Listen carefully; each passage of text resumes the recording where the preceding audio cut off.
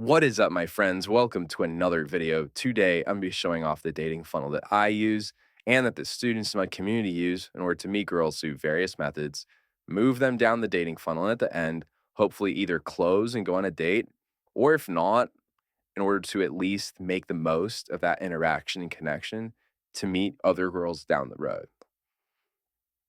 So, starting off, we have the three main ways that people meet girls. That's cold approach, dating apps, and warm leads.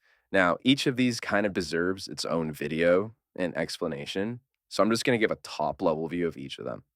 Cold approach, that's where you go up to a girl in person. That can be either split into day game, which is meeting girls in the daytime at a mall, park, off the street, or night game, which is meeting girls in nighttime social environments like bars or clubs.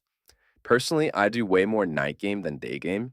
The pros and cons could be very roughly broken down into at night game, everyone kind of goes out to be social, and it's more of a normal thing to go up to girls, assuming you do it in a normal way. It's not that crazy of a thing. Also, a higher percentage of the girls that are out tend to be more attractive and tend to be single and open to meeting guys.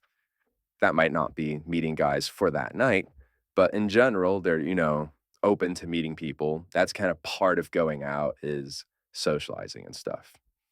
The cons, though, is that because it's more acceptable to kind of go up to people in those environments, a lot more guys do it. So you're not really sticking out in any special way by going up to a girl in those environments. And also, girls might get sick of it and have their guards up more. Even though they are, like, generally speaking, open to meeting guys, they might get fed up as, your guy number 10, not, like several guys went up to them that night and probably did a bad job or were rude or something like that. They might have their shield up. And also, girls especially tend to go out with an agenda. So they'll have the agenda in their head of, I want guys to get me drinks tonight. I just wanna hang out with my friends. I don't wanna talk. I wanna reject guys tonight. That kinda thing happens in night game, but at the same time, it's not really a big deal. You're not losing anything, but you're kind of in a toxic environment.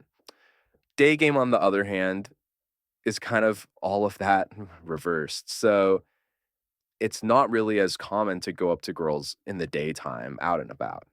So if you do a good job of it, and if she already likes you and finds you attractive, you'll stand out really positively because not that many guys do it, and it takes a lot of courage.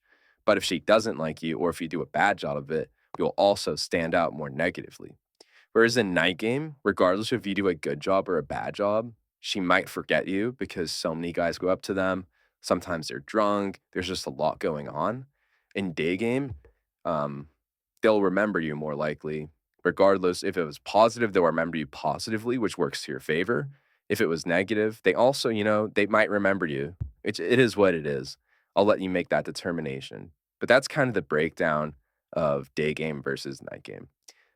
Definitely do at least one because meeting girls in person really helps you cut through the noise that takes place on dating apps, which I'll get to, and you can really put your best foot forward regarding your vibe and your conversation and the way you look. Guys tend to look better in person than in pictures. Dating apps, there's not that much to say about it. I think a lot of people use it. If you have success on dating apps, you don't necessarily have to do these other methods. But I assume if you're watching dating content on YouTube, you don't have that crazy abundance that, people, the myth, the legend of, the 1% guy who just gets a gazillion matches on dating apps, which is a thing. I'm assuming you're not in that category. And if you're not in that category, I wouldn't put too much stock in dating apps. It's worth having as long as it doesn't get to you because there's the whole algorithm and the mismatch between guys and girls on those apps. So I would use it as kind of a supplementary thing, if at all. Warm leads, that's kind of meeting girls through mutual friends. Maybe you have like female friends. Maybe you have girls in your class if you go to college, things like that. And with that, there's a level of familiarity, and hopefully the girl will probably have a higher degree of trust off the bat because you kind of run through the same circles, which helps you. But you also want to be careful not to make an ass of yourself and kind of burn the bridge with a whole social group just because you moved a certain way. So all three of these in my strategy lead into Instagram. I'll explain why. The big benefit of Instagram, first of all, is that especially through cold approach and kind of through dating apps, if you just ask for a phone number, they might totally forget who you are the next day. You don't have a picture on, if you give a girl your phone number, she can't see who you look like. Even me, I don't always remember exactly what a girl looks like the next day. Having a face and a name connected really just helps a lot with recognizing people and getting an idea of who they are in your head, both for guys and girls. So it helps you see who she is and maybe the next day, oh, she does seem kind of weird. I don't want to move forward. Or on her end, she might be like, oh, yeah, on one hand, she gets a random text. She doesn't know who it is. She doesn't want to reply because she might be misremembering how attractive you are. Or then there's the other version of you that gave her your Instagram, and then she sees your pictures. You maybe have mutual friends. She sees the kind of life you live, things like that. Having the Instagram really does help. But the big benefit of the Instagram is this. And this is kind of helps us move more intelligently. Does she follow you back? If she doesn't follow you back on Instagram after, let's say, 48 hours, I mean, you can whatever time frame you want, but if she doesn't end up following you back after like a week or anything, she is not interested and you can just move on and not stress and not push for a date. Don't DM her. Don't If she doesn't follow you back, just take it as a sign to move on because if a girl likes you, she'll follow you back. Even if she doesn't like you, and we'll get to this, she might still follow you back to be polite. But the fact that she didn't follow you back just kind of shows that she doesn't really want to meet you. And I'm not saying to take it personally. I'm saying this as kind of a high IQ way of sorting all of your interactions and putting your energy into the ones that are moving in the right direction. So if she does follow you back, now you have to assess what is the vibe. Interested, which is obviously she's into you. She seems she's flirty or whatever. Then friendly slash platonic, which is she was excited, happy to talk to you. She wasn't necessarily flirting, but she was cool. Or neutral, which is she kind of just gave you her Instagram. She was like, "Oh yeah, you can have my Instagram." Sometimes girls say it like that. That's kind of what we would say in the neutral category. So moving down, if she's interested, perfect. That's best case scenario. You can DM, plan a date or meetup, and then from there, exchange phone numbers. Because just like how on the front end, you don't want to be dealing with phone numbers because having a face to name is of outsized value at that stage. On the back end, where you're both established, you know who each other is, you're interested in each other. At that point, there's more value in communicating directly because you'll be texting about logistics.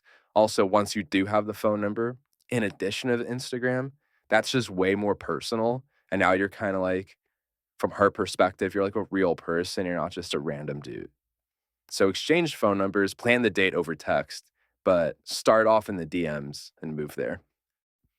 If she's friendly or platonic, this is where the high IQ play comes in. So this is optional. You can actually, I should have put a dotted line here because you have an option to just do this, and I'll get to that later. But the high IQ play is if she's friendly, but you're not sure that she's like into you physically or whatever, DM her, invite her to a social outing with friends. And you have to make sure that it doesn't come across as like a date. Just kind of throughout the invitation of, oh, me and my buddies, you and your guy friends or whatever, or going to the beach or doing XYZ. You and your friends should come with. And she might say no. And even if she says no, that's totally fine. But if she says yes, then boom, you have a social circle. And you can the benefits of that is that you can meet her friends. Maybe her friends do like you, and they probably will see you in a higher light because she'll be assuming they even if they show up, that means that she thinks you're cool. And in the process of convincing her friends to come with, she probably talked you up a bunch. So her friends might like you, and even then, even if her friends don't like you, as a on a man to woman level, you can leverage that social proof. Maybe you guys go to a bar or club later, and you show up in a big group with mixed guys and girls. The other girls at the club will see that, and they'll see that there's a level of pre-selection that at a minimum, you're trusted enough and you're cool enough to hang out with these girls. And they might even think that those girls like you. And over time, those girls might, grow feelings for you. But at a minimum, you can just leverage having cool female friends, not friends that you simp for, but you're boosting your social value in a way that then lets you meet girls where maybe you are physically their type and now you have this high level of value. And even more base than that, just if they're neutral, even if they were just, yeah, yeah, take my Instagram, they don't really give a shit, but they followed you back, just keep them as an Instagram mutual. Having as a girl, when they go to a guy's Instagram page and they see followed by and they see a bunch of people they know, especially if it's girls, that's massive social proof. And you're already in their head. Imagine a girl's flow chart. Like right off the bat, having mutuals versus not having mutuals is like the difference between the random guy that sends like a weird DM and a guy that's kind of in her world, in her social circle.